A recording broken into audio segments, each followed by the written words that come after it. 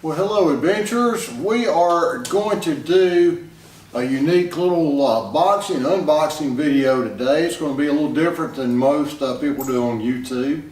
Because what I've done is I've moved from a couple of smaller backpacks to, I just got in today, a new rolling combination backpack, travel, carry-on piece of luggage. It is made either for drones or it could be used for DSLRs or mirrorless cameras and everything like this. I've been usually needing about 2 to 3 bags to carry all of my camera equipment that I've got, and I'll show you each individual piece here in just a moment. But let's out of the box, I'm going to show you the couple of backpacks that I have been previously using here. Got this one that I ordered off of Amazon. Nice little unit. And I've also got this Canon backpack that I was previously using.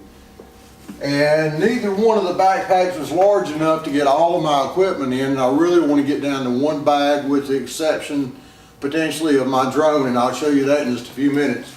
But we got the box in today. Here we have the box. Very simple, only one little sticker on the outside.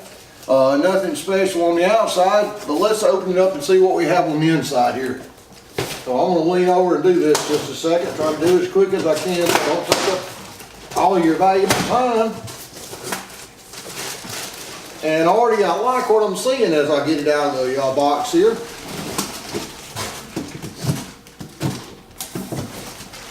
Very nicely packaged in this really nice heavy-duty storage bag here.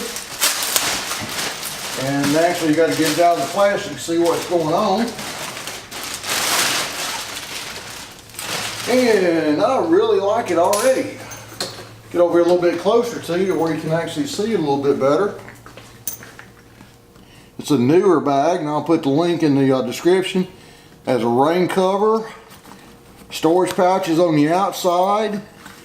Very deep, and what I was wanting this one for was the fact that it's deep so I can put my lenses in standing up instead of laying down and take up a lot less space in the long run. Got good support as far as the air system on the back, and also has nice wide straps. Little rolling wheels here that look pretty sturdy. Place for a tripod on the side, and what is quickly opening here hopefully. And see what she looks like. Got little straps on the side we have to take loose.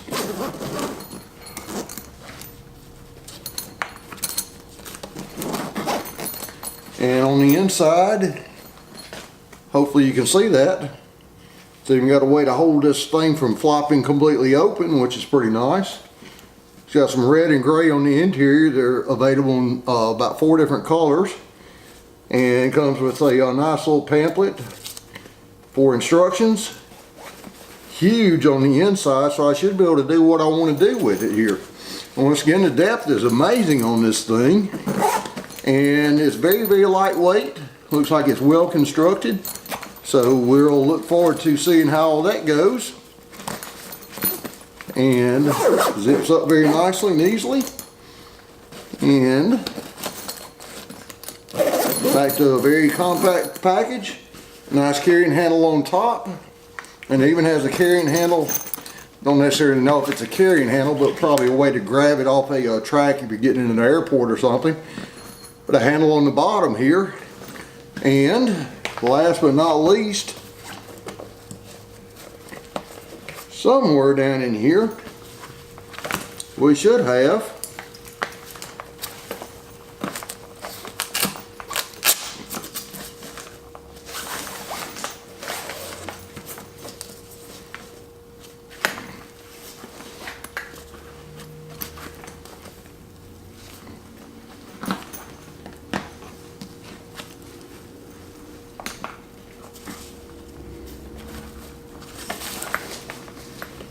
a handle in here somewhere, folks.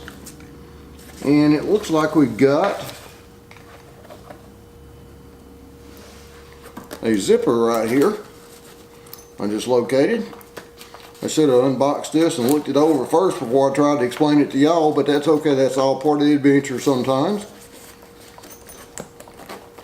unzip that little section right there, and inside there is your handle. Pulls up, you can roll it along. Very tall handle, looks like it's well constructed. Once again, I'll let you get a good bird's eye view of it here. Then we're going to step back and look at everything that's going to eventually go into this.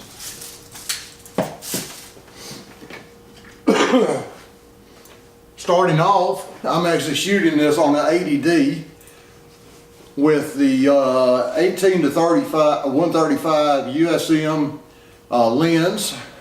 Some of the 80D includes that lens as a kit lens, but I purchased it separately, and to me it's much better than a typical kit lens. I've used it extensively on a Western USA trip that I took back in October and November. Used it 90% of my time, and it even shoots extremely well in low light. And that came in this particular box right here. It was ordered as a international version for a very reasonable price. Came with a 1-year warranty. Set this box back out of the way. I wish I could show you the actual lens, but I don't have a way to do that since that's the one I'm using to shoot this on. And then the 80D body. Very, very nice camera, even at a 3-year-old standpoint. It's a preferred semi-professional camera. It's a step above the Rebel series, which is more the consumer line. And I have been very, very impressed with it so far. I did a lot of research, a lot of reviews before I actually purchased this camera. I started out with a Canon T6i, and that lasted about 3 to 4 weeks till I took it back because I was very unhappy with the autofocus on it. Had a very hard time in certain situations of being able to focus.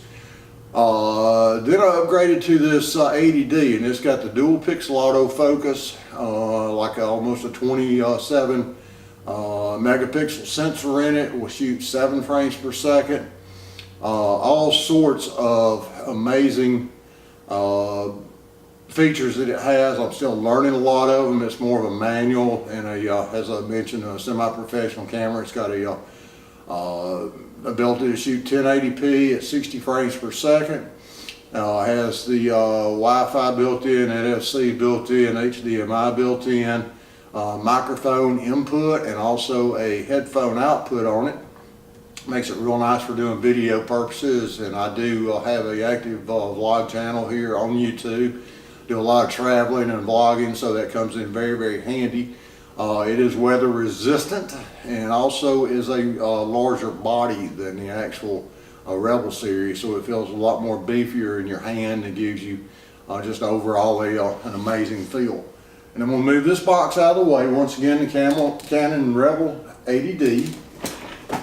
And jokingly, as some people say, ADD, which I don't think it has that acronym there, but I come from an old school. I actually used to develop my own black and white and color film in a dark room. Started out in high school taking some basic photography using old-fashioned 35mm cameras that the only thing automated on them was the fact that you looked at the light meter, made your adjustments to your focus, your f-stop as we called it back then versus aperture today, and set your shutter speed accordingly and pushed a button and took the picture and moved the lever to roll the film forward. And those are very archaic cameras, but they took a lot of amazing pictures. And the thing about that, it took real creativity as a photographer back then. Not saying you don't have to use that today, but it is a different ballgame when you got electronic DSLRs, mirrorless cameras, all this that have a lot of built-in features in them that we only dreamed about as a young photographer back in my day.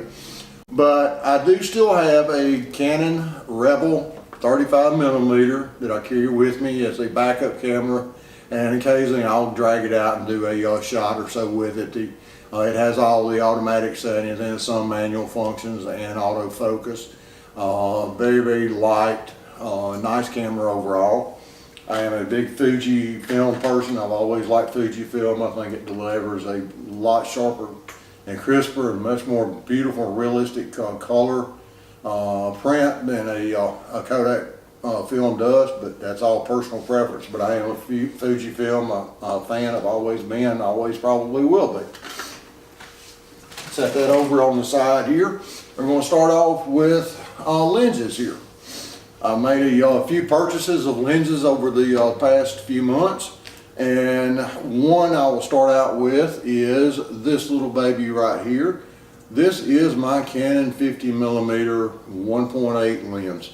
It does have the lens hood turned backwards, but there's the actual lens. It has a couple of filters on the front, which makes it look a little bit longer than normal. But this thing is super, super light, has a metal mount to it, gets amazing reviews. I have not had this very long, so I'll be putting it to use here very soon. And then I wanted something that gave me, instead of the 18-135 USM lens that I was using, I wanted something that would give me a little bit wider shots for doing my vlogging. So I ended up doing the 10-18 EF-S Canon lens with the auto stabilization built in, also the manual focus if necessary. It is a macro lens. It got down to 0.22 meters or 0.7 feet.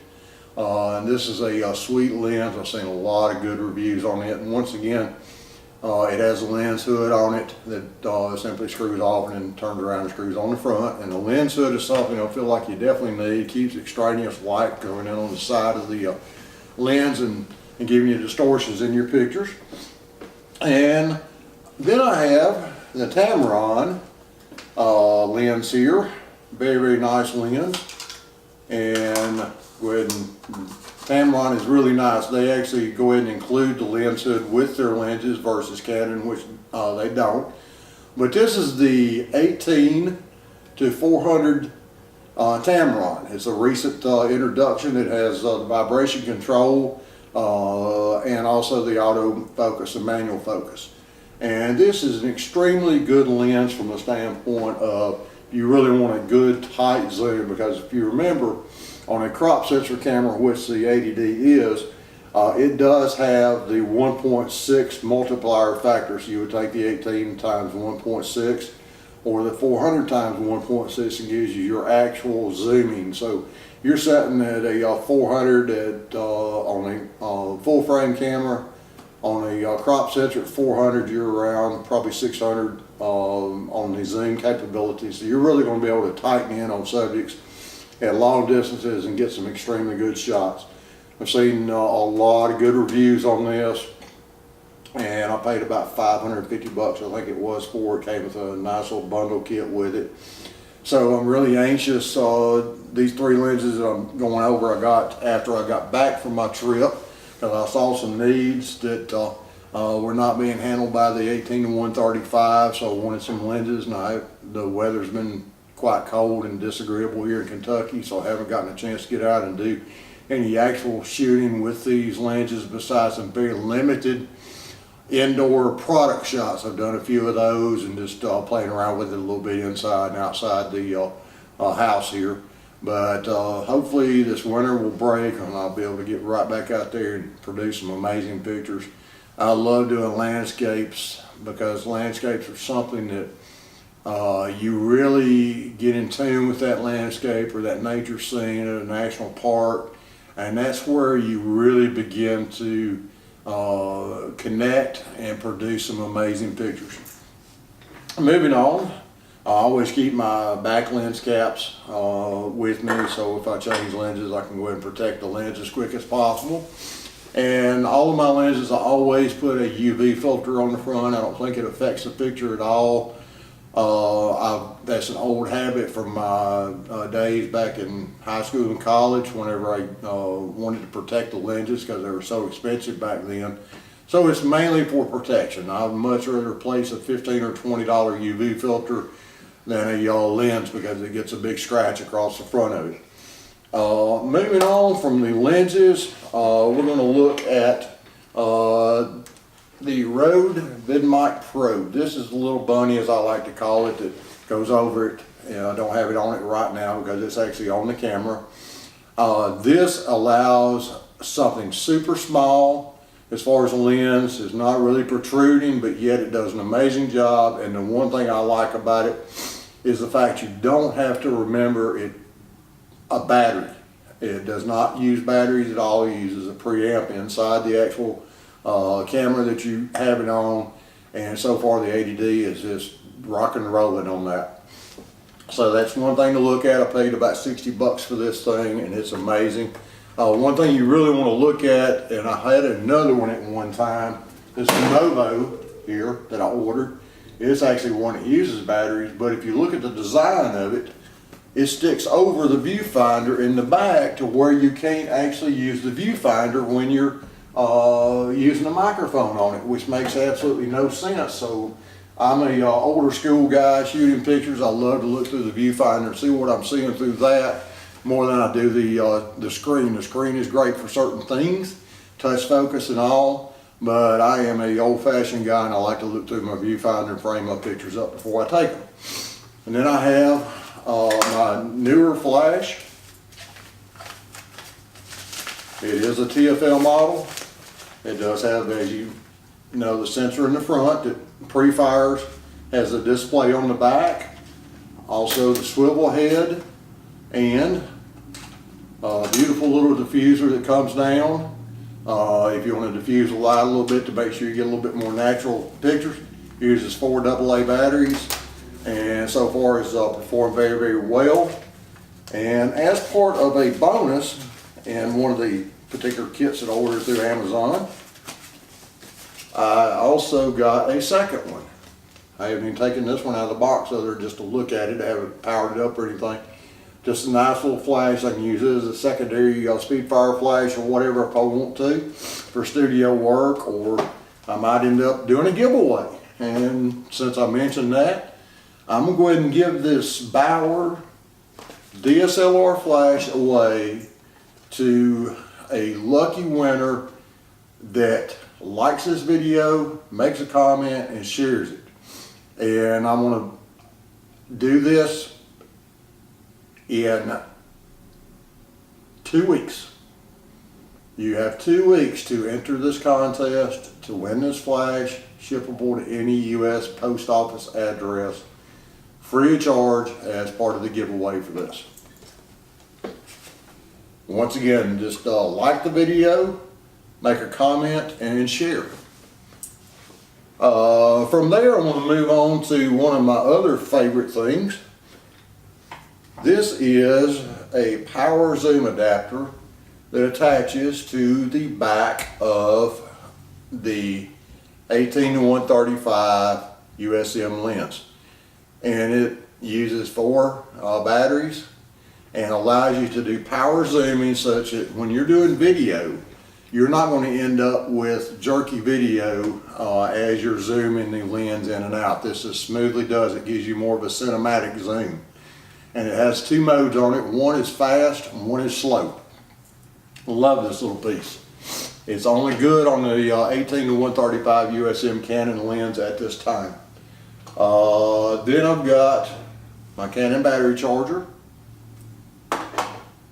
the filter pouch I use for my batteries because I do have 2 extra aftermarket batteries, and I also have a Powerextra battery grip made for the ADD, which has the built-in infrared sensor in it for doing the remote trigger on the actual video using one of these little devices here. This is an infrared remote to actually trigger a video or take a picture to make sure your drive mode is set correctly in the camera.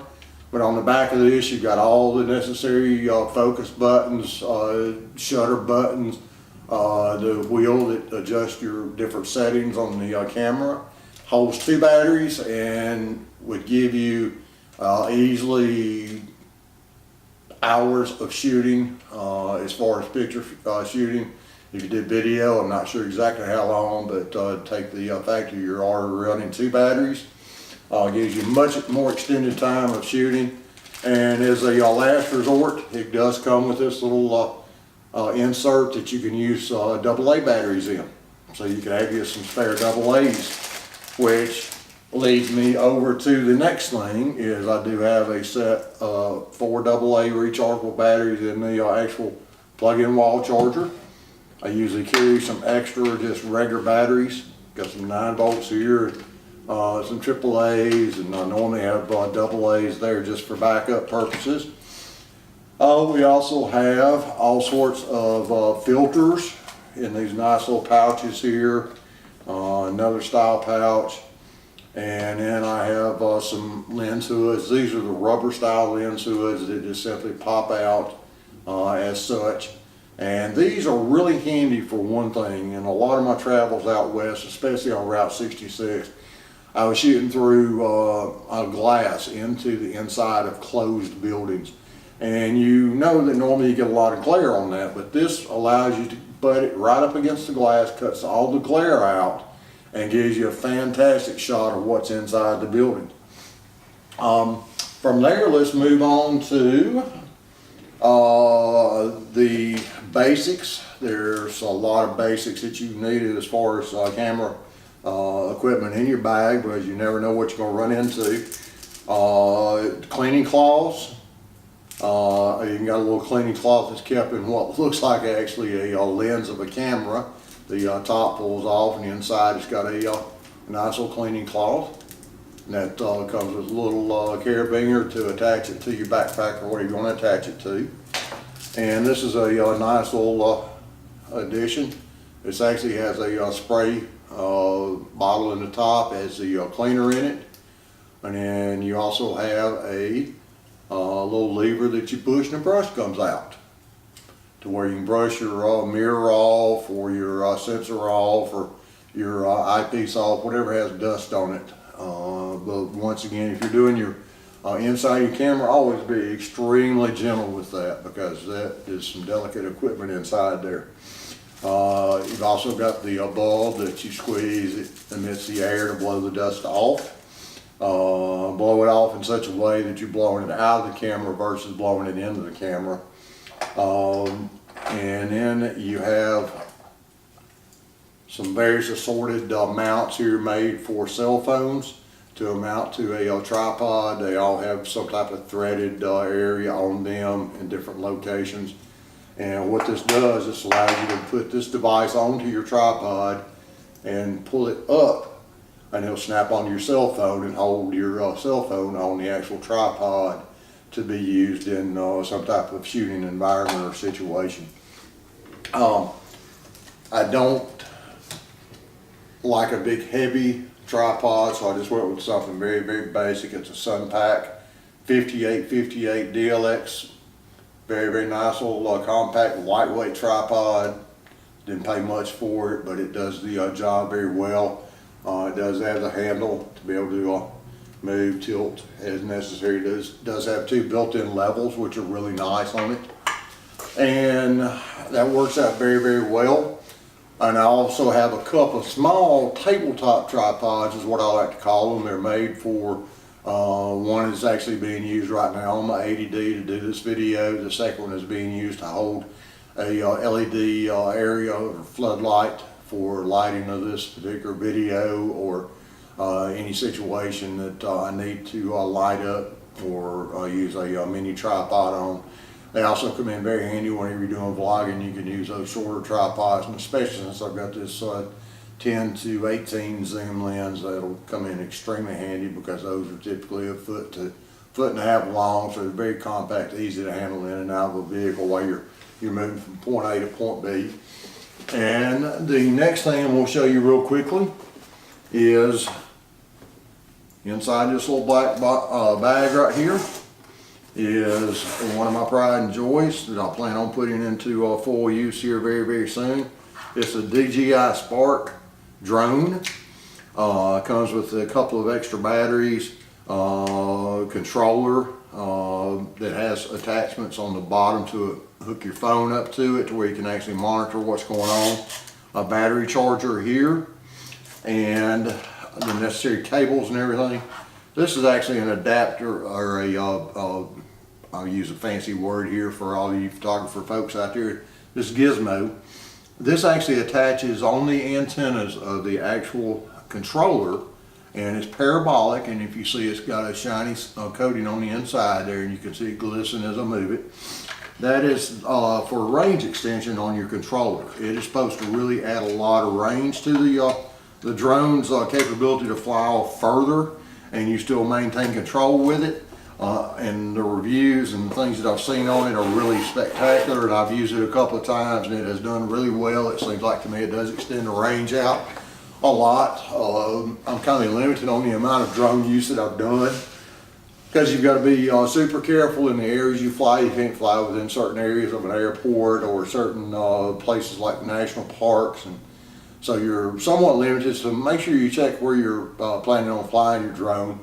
We're looking forward to getting into some cinematics with that. It does 1080p video, and I've seen some really cinematic work using that DJI Spark drone. And it seems like to me, even in 2019, it's still being talked about. So it's a good drone. Much like the 80D is still a go-to camera in 2019.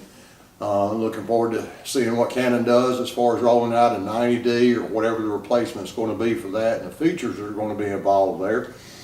But for the most part, everyone, we've pretty well covered all of the things that I carry in my bag, and we'll be working into this new bag here over the next day or so, getting it all lined up and ready to go on my next adventures, which always in the Old Blues adventures, I'm a big, huge Route 66 fan. I'll be heading to Missouri to help get a friend of mine elected to the Route 66 Preservation Society as president. He has our own YouTube channel, and I'll be linking it in the description below. But anyway, wish me luck on that adventures, and for now, until the next turn of the wheel, have a great day. Bye-bye.